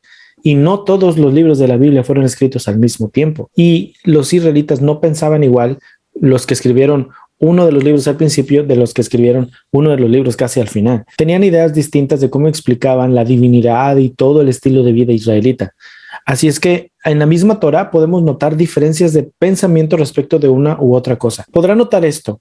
Pesaj en su fundación en el Éxodo no requirió de sacerdotes, no requirió de templo, no requirió de ningún tipo de liturgia más allá de lo que ya vimos acá, que dice que era matar el cordero y comérselo con panes sin levadura y con hierbas amargas. Es lo que la Biblia dice realmente como la base de Pesaj. Pero conforme el pueblo de Israel fue pasando de una manera de pensar politeísta, monolátrica, y luego hasta el monoteísmo que los israelitas tienen, o los judíos más bien, ellos fueron especificando mucho más la forma en la cual las cosas se hacían. Y vemos entonces la escritura del libro de Deuteronomio, que es un libro que tiene una fuente distinta a los otros 4 libros de la Torá, es decir, fue escrito de una manera distinta que todos los demás, con un hebreo distinto, que denota un autor distinto, y por lo tanto también nos muestra que fue escrito en un periodo histórico distinto a los demás. En el libro de Deuteronomio podemos notar entonces algunas regulaciones que no vienen en el resto de la Torá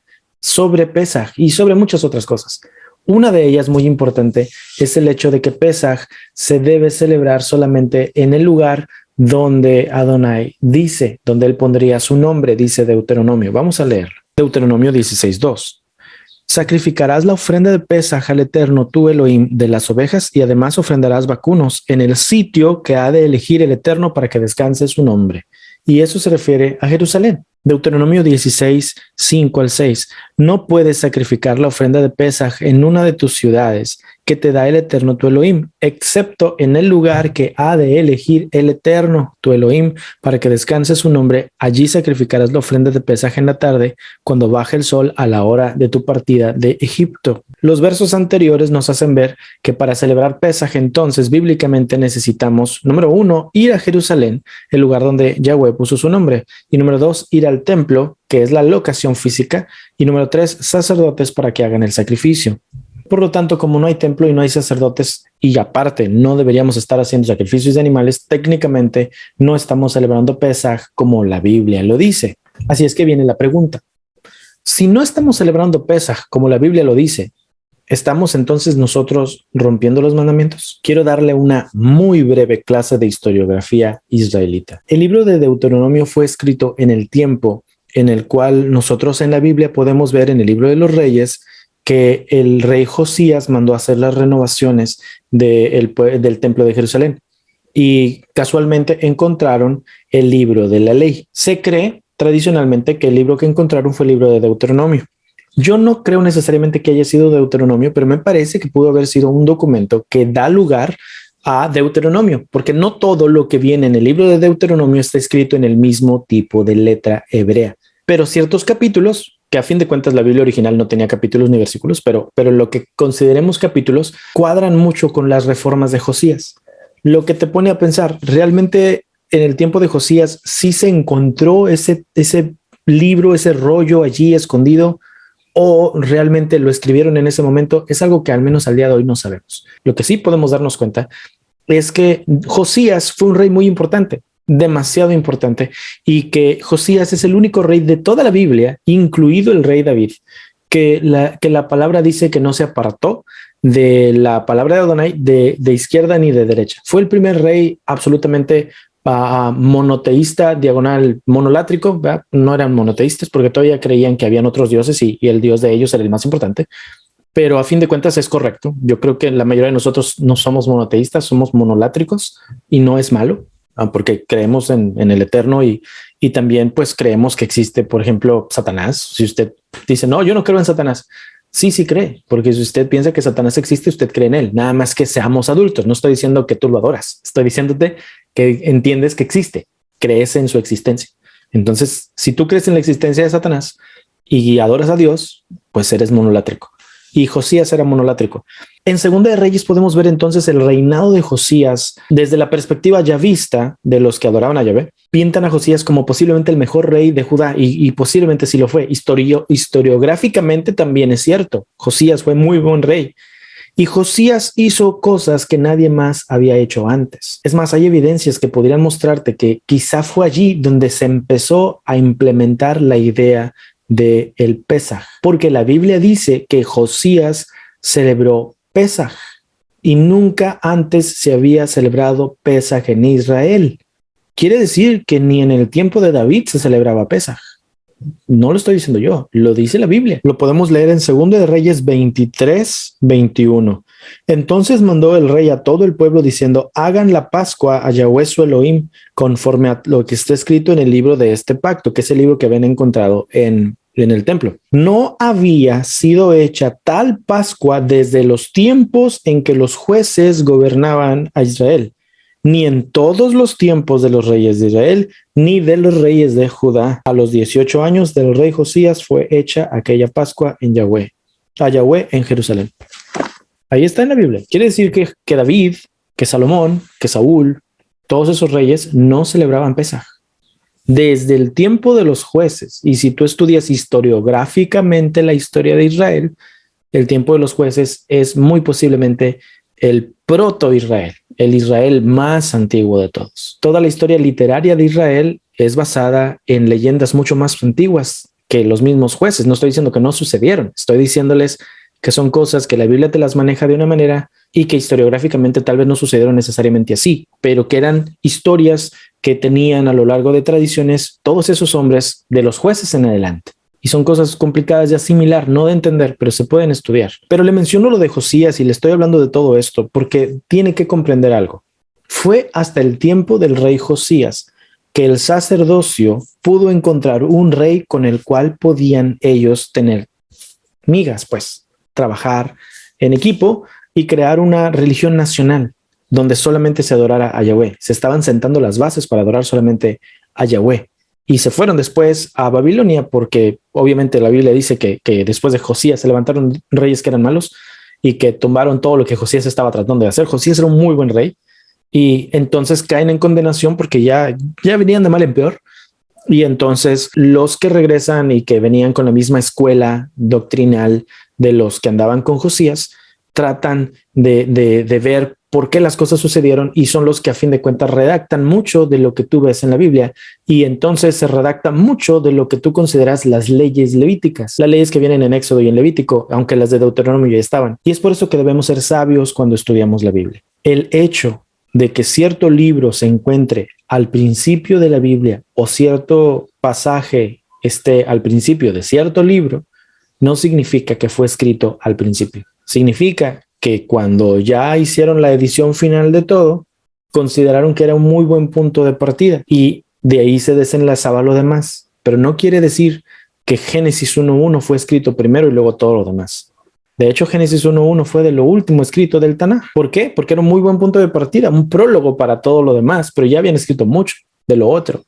Entonces debemos tratar de estudiar a profundidad el periodo histórico y el periodo cultural y la idea religiosa de cada uno de los autores, de cada uno de los vestigios bíblicos que tenemos, porque no todos los libros de la Biblia fueron escritos de principio a fin por la misma persona, fueron escritos por decenas de personas distintas, a veces un mismo capítulo, con perspectivas distintas, con interpretaciones distintas, con forma de escribir distintas. Y sabe algo, eso no lo notas si solo lo lees en español, porque cuando tú lo lees en español y agarras todo esto, pues tú lo miras como lo mismo. Pero si lo lees en hebreo, puedes entender que hay hebreo muy antiguo y hebreo más moderno en la misma frase. Y ese tipo de ejercicios de estudio profundo de la Biblia se puede hacer con cualquier tipo de libro, no nada más con la Biblia. Si tú lees un libro escrito el día de hoy y un libro escrito hace 100 años atrás y un libro escrito hace 500 años atrás, seguramente vas a ver la diferencia en la forma en la cual se utiliza el español. Pero si una persona de otro país que no habla español mira esos 3 libros, pero no lo sabe leer porque están en español y él no habla español, él habla chino, y tú se los traduces los 3 al chino, para él van a ser exactamente igual, porque el chino al cual se lo traduzcas será su idioma igual de él. Él va a entender el mismo chino en los 3 libros, pero tú sabrás que utilizaste el mismo chino para 3 españoles distintos. La Biblia fue escrita hace miles y miles de años en muchos periodos distintos, y cuando la lees en el idioma que fue escrita, porque no tenemos la original, ¿verdad? No tenemos los manuscritos originales, pero tenemos copias. Pero aún las copias te pueden mostrar en hebreo que la misma frase que tú ves completa, capítulo 1, versículo 1 al 3, o lo que sea, de cualquier libro, tiene diferentes etapas o estratos, diferentes frases escritas en diferentes tipos de hebreos. Y eso te muestra que tal vez fueron escritas por personas distintas, que querían decir algo distinto con la cosa que pusieron allí y que no deben ser tomadas muchas veces de forma literal, porque entonces estaríamos haciendo, en México decimos, una capirotada, una mezcla de muchas ideas, creyendo que son congruentes y a veces no lo son, porque son diferentes pensamientos de diferentes doctrinas que trataban de explicar lo mismo. Y esto se tiene que aplicar en toda la Biblia. No nada más ahorita que te estoy hablando de esto, te estoy utilizando el tema de Pesach para explicarte algo mucho más profundo.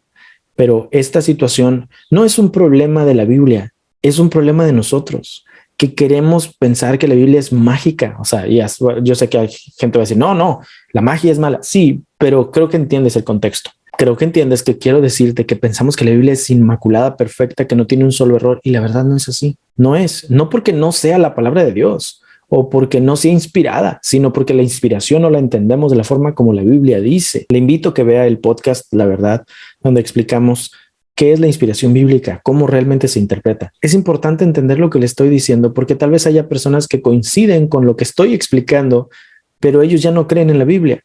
Yo sí creo en la Biblia. Yo creo que sirve para mi crecimiento espiritual, porque yo creo en el Elohim de la Biblia, pero ya no soy un niño espiritual para estar, dice la palabra, siendo llevado por todo tipo de viento, de doctrina, por estratagemas de hombres que utilizan la Biblia para torcer con las artimañas del error, torcer mi fe. No, yo entiendo que hay cosas que simplemente la Biblia no está tratando de abordar y yo la trato de estirar para meter mis argumentos en ella. Y no es así. La Biblia es un libro espiritual. La Biblia sirve para el crecimiento espiritual, absolutamente.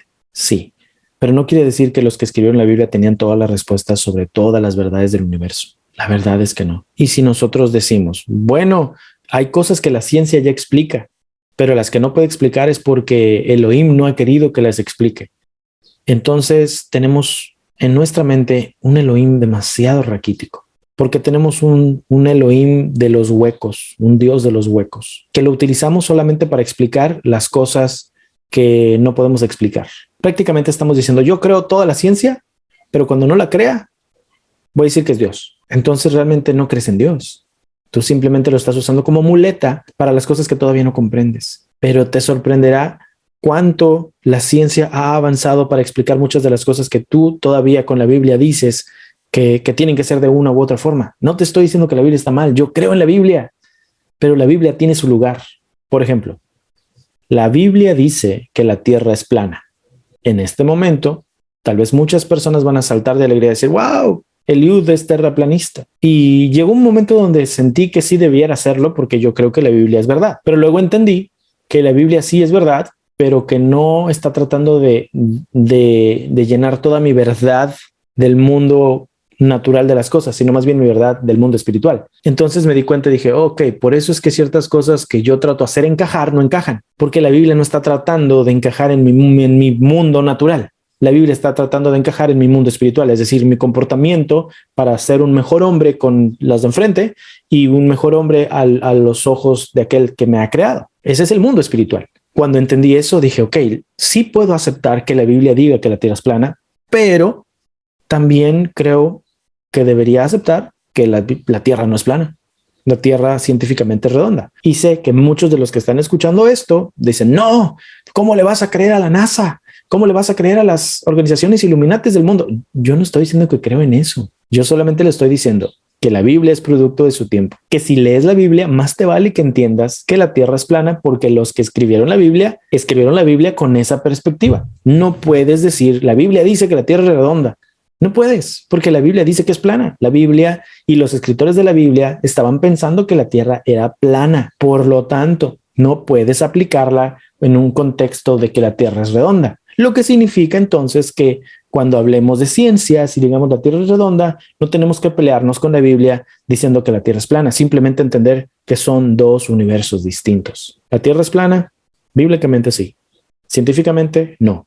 ¿Quién está bien y quién está mal? Pues no es un punto de quién está bien y quién está mal. Son dos universos distintos. Y al igual que esto, te puedo dar muchos otros ejemplos. La razón por la cual Deuteronomio dice que solamente debe hacerse Pesaj en el lugar que Adonai estableció, y casualmente ese lugar donde ellos estaban, es porque en el tiempo de Josías, no nada más los levitas de Jerusalén eran los únicos que eran levitas, y no nada más existía el templo de Jerusalén, había levitas en todo Israel, porque los levitas eran sacerdotes ambulantes que iban para ser los adoradores oficiales del pueblo en donde sea que ellos estaban. Entonces los que estaban siendo protegidos por la corona, por Josías, empezaron a decir, bueno, a nosotros nos conviene ahora sí hacer una especie de federalización de toda la nación de Judá y luego tratar de conquistar las tierras del norte porque ya no existía la nación de Israel y entonces darnos a todos una identidad como pueblo. Aquí es donde se va gestando la identidad de Israel. Por eso la necesidad de crear un Pesaj,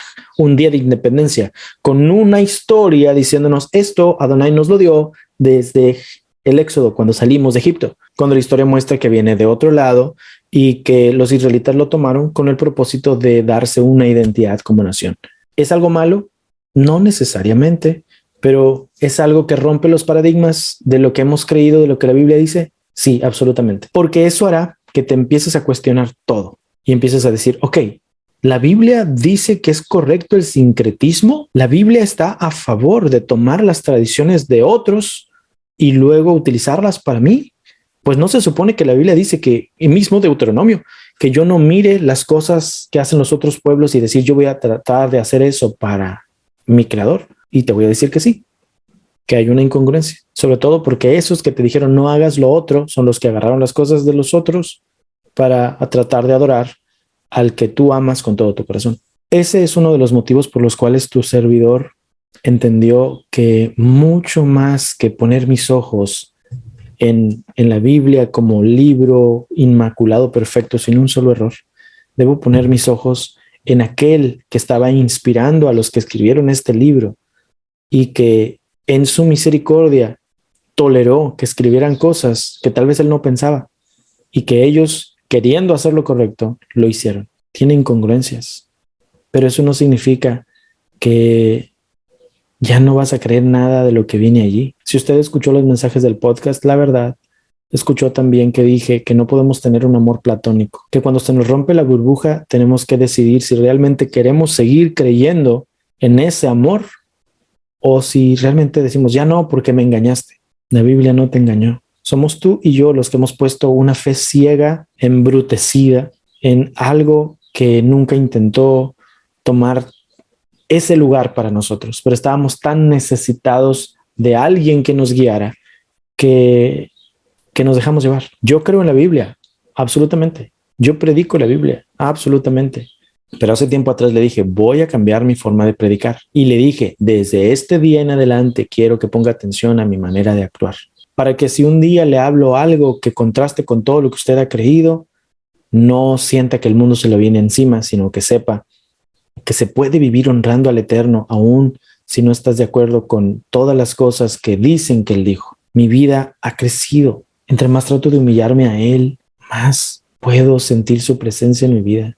Porque puedo saber que ha utilizado personas como yo, que tienen errores, que no lo saben todo y que a veces, queriendo hacer lo correcto, terminan perjudicando más a los demás y aún así a ellos los utilizó y sus palabras que están aquí para traerme una edificación a mí, pero también me permite conocer sus errores para poder yo no cometerlos y me ayuda a poder darme cuenta que no debo considerar perfecto todo nada más porque está en la Biblia, porque mucho de lo que está en la Biblia son errores con el propósito de crear en mí una persona más dependiente de Él y no de la Biblia. Se lo dice a alguien que cree en la importancia de guardar los mandamientos, en guardar la instrucción, en leer la Biblia diariamente. Yo no le niego lo que la Biblia dice, estoy diciendo que no se interpreta como usted cree. Y se lo he dicho por años. Conforme pase el tiempo, claro, vamos más profundo, pero llegan momentos donde los paradigmas se tienen que romper. Y este es uno de ellos. Estamos por celebrar Pesaj, estamos por celebrar el primer Moadim del año. Debemos entonces entender el propósito de todo esto. Cuando los sacerdotes de Jerusalén dijeron no se va a celebrar en ningún lado más que aquí, es porque querían que todo el mundo fuera dependiente de ellos. Pero se les olvidó que si esto se instituyó desde mucho antes y ellos solamente tomaron tradiciones y las trataron de adaptar, entonces desde mucho antes no había necesidad de sacerdotes ni había necesidad de todas esas cosas que ellos hacían. Así es que si yo el día de hoy quiero honrar al Creador celebrando este Moadim, no tengo que sentirme obligado a hacer las cosas como ellos decían, porque a fin de cuentas sé que no son necesarias. Sé que hay mucha gente a la cual no le gusta que diga que tanta metodología y tanto protocolo, tanto ceder no es necesario para celebrar un Moadim. Sé que dicen que soy demasiado informal, entre muchas otras cosas que pudieran decir. Y sinceramente, conforme pase el tiempo, me importa menos. Mi propósito es que usted ame a Adonai, que usted busque del Creador, que entienda la necesidad de depender solamente de Él y no de mí y no de ningún otro predicador. Si eso provoca que haya una división en los pensamientos de la gente, sí me preocupa, obviamente, pero a fin de cuentas prefiero eso a seguir siendo parte de un ciclo de dependencia. No podemos seguir esperando que el de enfrente siempre nos enseñe qué hacer, porque esa simbiosis en realidad es codependencia, hace que la persona que resulta tener respuestas se llene de seguidores y esos seguidores endiosen a la persona o la persona se aproveche de ellos, cualquiera de las dos cosas que pase primero. Pero a fin de cuentas empieza a suceder esta situación donde ya el que predica se siente atado a lo que le dijo a los otros y donde el que escucha dice, este es el maestro que me gusta. Hace tiempo atrás su servidor decidió dejar de predicar como lo hacía antes. No estoy diciendo que renuncio a lo que creo, pues para nada, pues me ve aquí hablándole de pesa. Solamente que la forma en la cual hablo las cosas tiene que cambiar, porque la forma en la cual entiendo la Biblia ha cambiado en muchos aspectos. La forma en la cual hoy la trato de aplicar es mucho más profunda, no ha cambiado de para mal, al contrario, más y más me aferro a la instrucción de mi creador, pero entiendo que puedo ver su mano, su actuar, sus instrucciones en mucho más allá que solamente ritualismos. El Tanaj fue escrito por muchos años y por lo menos tiene 4 fuentes distintas que revelan la evolución teológica de Israel. Así es que no podemos nosotros decir que de principio a fin todas las cosas son tal cual a detalle, porque no es así. Y el Brit Hadashah es un rollo completamente distinto. Eso le quita valor espiritual. Solo le quitará valor espiritual si tú quieres. Si para ti no tiene valor, pues no lo tendrá. Claro, darás cuenta de lo que digas, ¿no? Y de lo que hagas. Así como yo voy a tener que dar cuentas de todo lo que te estoy diciendo. Pero entre más entiendo lo que la Biblia dice, más busco de Adonai, más me aferro a él, más crezco. Y mi esposa, y mi hija, y más feliz me siento. Y quisiera que tú te sintieras igual. Sin embargo, estoy consciente que no todo mundo piensa como yo. De hecho, estoy consciente que lo que le estoy diciendo puede hacer que muchos piensen que yo ya me desvié y tengo unas ideas bien raras, lo cual me tiene sin cuidado, porque sé muy bien en quién estoy creyendo y dónde estoy parado. Sé exactamente dónde está mi fe. Mi fe es cada día más firme, pero tuve que dar un paso de fe y no un paso pequeño. Tuve que aventarme al precipicio y decir, Señor, yo creo absolutamente solo en ti, no quiero creer en nada más, quiero obedecerte a ti. Y ahora, cuando levanto mis manos para adorar su nombre, cuando guardo el Shabbat, cuando le digo a mi hija, vamos a orar juntos, vamos a cantar juntos, cuando le doy un beso a mi esposa, cuando paso tiempo con mi familia, ahora cuando estamos juntos en el día precioso que Él ha creado y ahora cuando guardamos los Moedim, tenemos una mucho más profunda conexión con el Eterno, cuando ya entendemos que Él nos ha creado para ser solos suyos, para tener en nuestra vida reflejado su nombre, porque nosotros somos ese templo. Entiendo que no me importa que no haya templo o que no esté el hermano circuncidado y el otro sí, o que este trajo el Pesaj con el ceder y este no. Esas cosas no tienen importancia. Y si quieres que tengan importancia es porque tú quieres seguir siendo parte de una religión y te respeto. No es malo si quieres hacerlo. No hay ningún problema. Solo sabe que hay alternativas.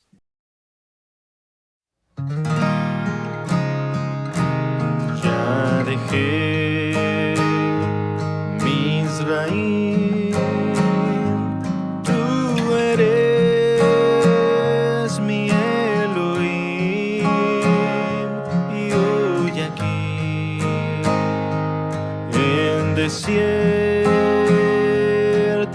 estoy.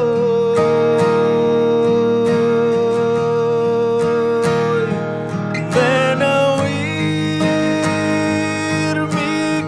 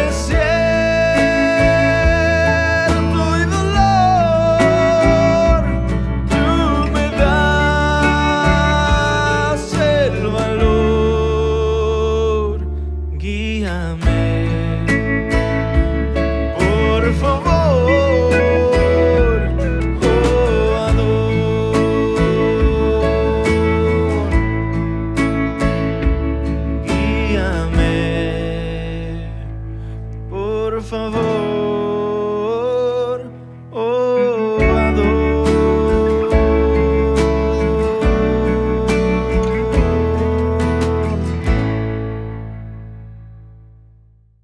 Antes de concluir, quiero decirle que si usted siente que me faltó mucho por hablar, tenemos muchos mensajes sobre Pesach. Se los voy a dejar en la descripción y usted los puede ver. Tenemos, por ejemplo, este mensaje a profundidad, ya está aquí en YouTube. Tenemos el de la cronología de la muerte y la resurrección de Yeshua, también ya está. El mensaje completo de la fiesta de los panes sin levadura, ya está también. Y el mensaje sobre pruebas de que la última cena de Yeshua no es Pesaj, también ya está.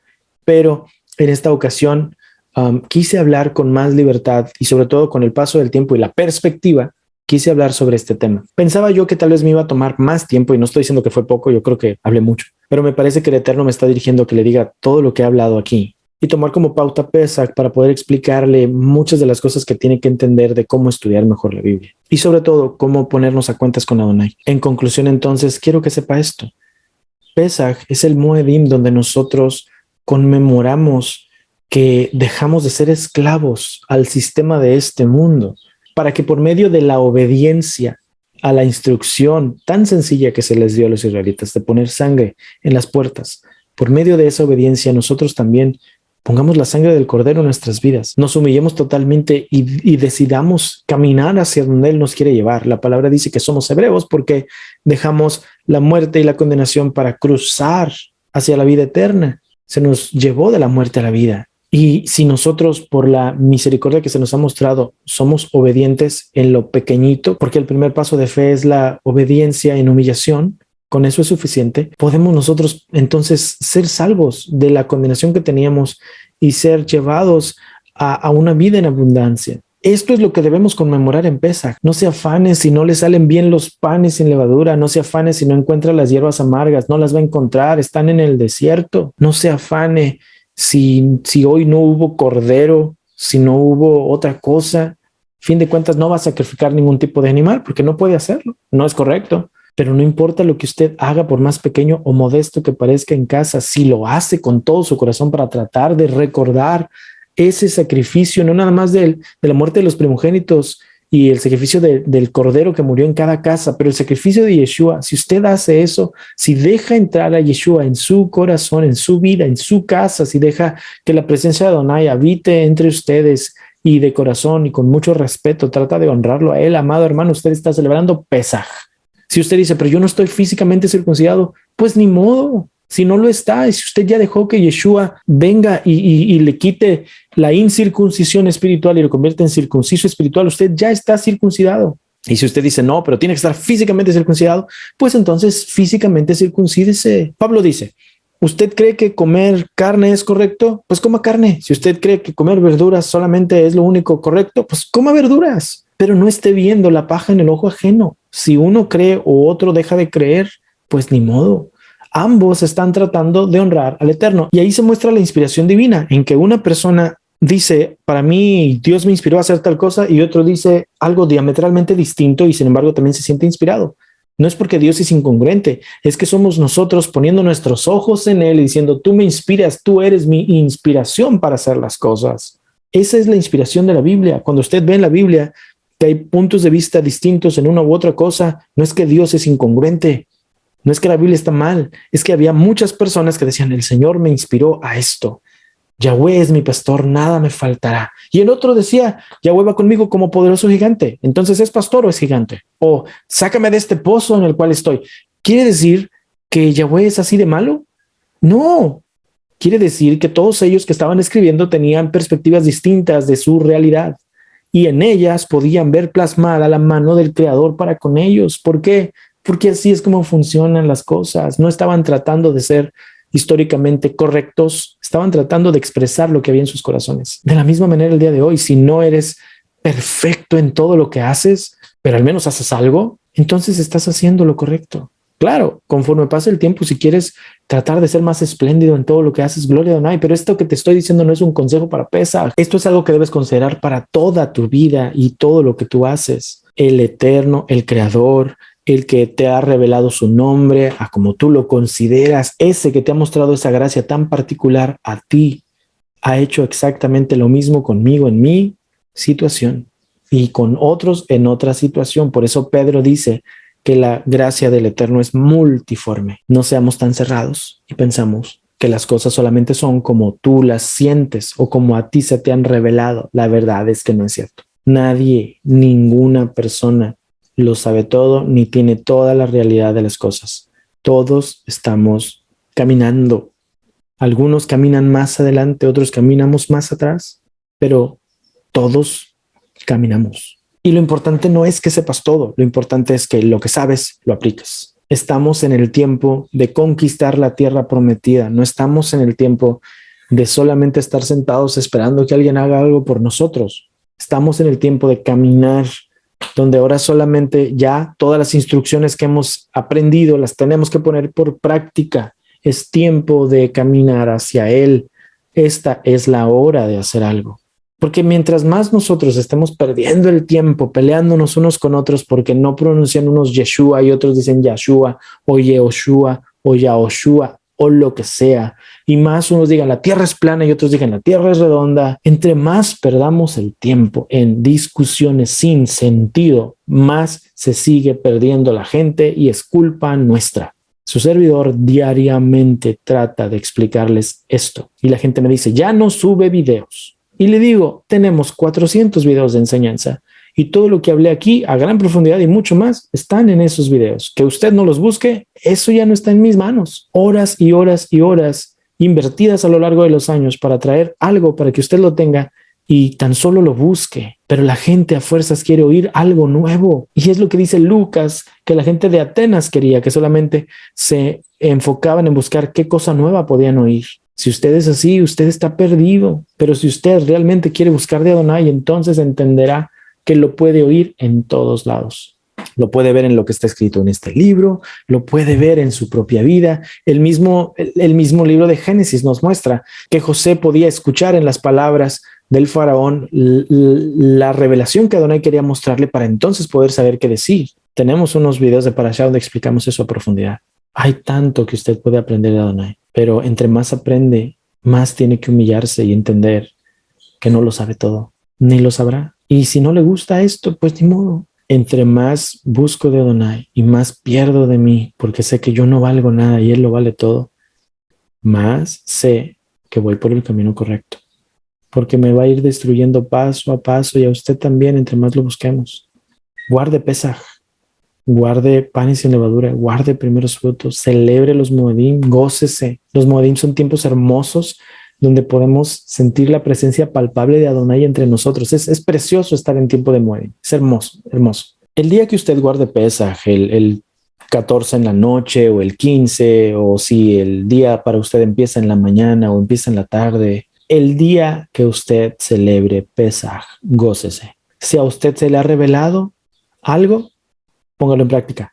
Si a usted se le da la responsabilidad de predicarle a otras personas lo que se le ha revelado, hágalo, pero con humildad, comprendiendo que ellos son tan capaces como usted, sino que más, de buscar de Adonai y de encontrar algo que usted todavía no ha visto. Y usted aprenda que tal vez puede cambiar su punto de vista porque ellos aprendieron algo que usted no. Sea humilde. Yo trato de serlo. Muchas cosas me explican los hermanos y me hacen ver las cosas distintas. Por eso es que trato de ser un poquitito más sabio y saber que yo tengo un punto de vista personal. Pero eso no quiere decir que todo el mundo va a pensar como yo. Yo le he reflejado lo que yo pienso, no nada más ahorita, pero en todos los videos que le mencioné que puede buscar. Ahí está. Y usted puede no estar de acuerdo y está bien. Siempre le he dicho eso. Pero si usted no está de acuerdo, entonces por lo menos tenga un argumento para que usted ponga en práctica lo que a usted se le ha revelado. No nada más diga no y no lo voy a hacer, porque entonces tiene un problema. Si usted sí está de acuerdo, pues gloria a Adonai, qué bueno. Lo importante es que caminemos. Para este día y para esta hora, Adonai nos tiene aquí. Para que todo lo que hemos aprendido lo practiquemos y llevemos al mundo su verdad a través de nuestro comportamiento. Y entonces, al ser una ciudad asentada sobre un monte que no se puede esconder, nuestras acciones hagan que todo mundo adore a nuestro Creador. Esta es la hora.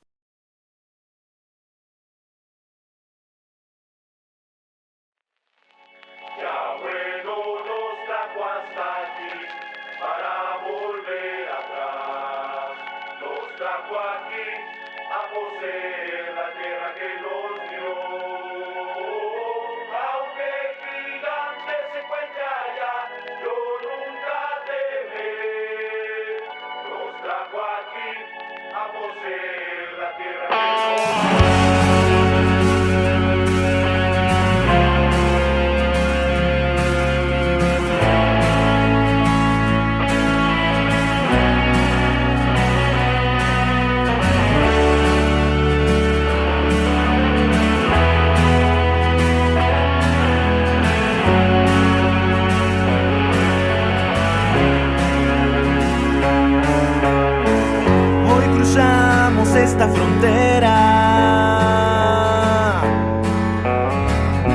desierto se murió con Moisés.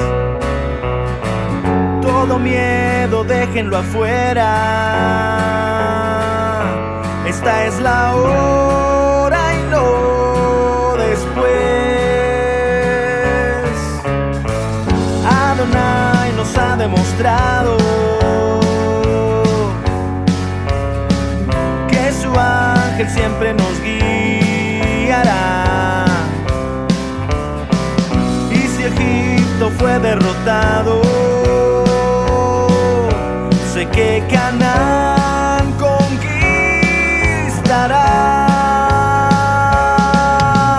Como estuvo con Moisés, yo sé que ahora también estará conmigo. No hay gigante que me amedrente. Oigan bien, oh pueblo de Israel, y crean en él, que si se rompe el cielo es porque el sol va a detener.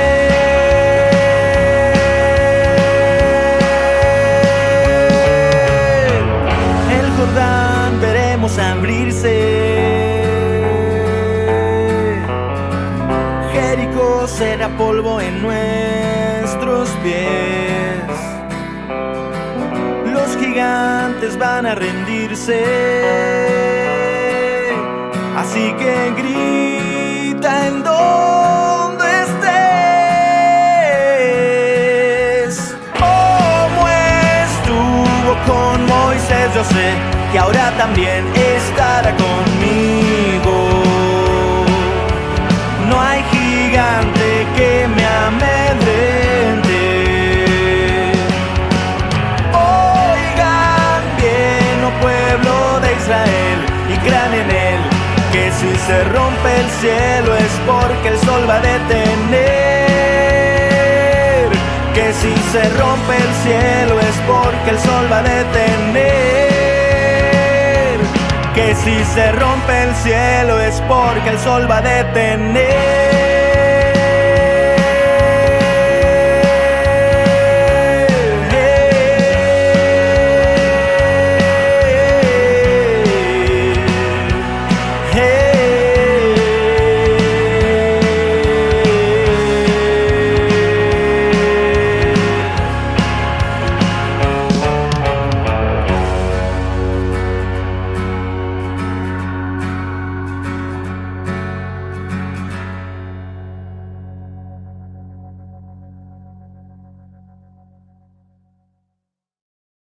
Muchas gracias por haber visto este video. Les pido por favor que se suscriban a nuestro canal, que se suscriban al canal de las alabanzas que le dije también, porque la próxima semana, si usted lo está viendo en el estreno, estaremos celebrando Pesaj juntos en aquel canal. Por favor, suscríbanse desde ahorita. Denle like al video si usted está de acuerdo. Claro, déjenos un comentario de lo que usted ha pensado y compártalo. Entre más personas puedan escuchar esto, tal vez haya personas que se sientan igual y tal vez otras personas que había algo en sus corazones que simplemente quería buscar algo más y esto puede ser una respuesta.